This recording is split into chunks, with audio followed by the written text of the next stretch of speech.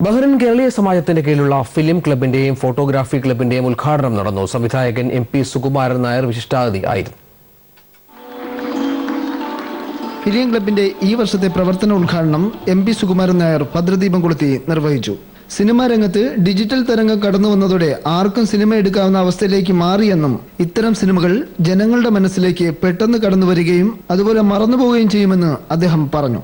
ചടങ്ങിൽ സമാജം president PV Radhakrishna Pillai, മനോഹരൻ പാവറട്ടി, ഹരീഷ് മേനോൻ എന്നിവർ സംസാരിച്ചു. ഫോട്ടോഗ്രാഫി രംഗത്തെ മികച്ച അവാർഡ് നേടിയ ജതിൻ പ്രേംജിത്ത്, അനിൽ കുഴിക്കാല, സജി ആന്റണി, ജോർജ് എന്നിവരെ ചടങ്ങിൽ ആദരിച്ചു. ഫോട്ടോഗ്രാഫി ക്ലബിന്റെ ആഭിമുഖ്യത്തിൽ നടന്ന ഫോട്ടോ പ്രദർശനത്തിൽ മികച്ച 200-ൽ പരം ഫോട്ടോകൾ പ്രദർശിപ്പിച്ചു.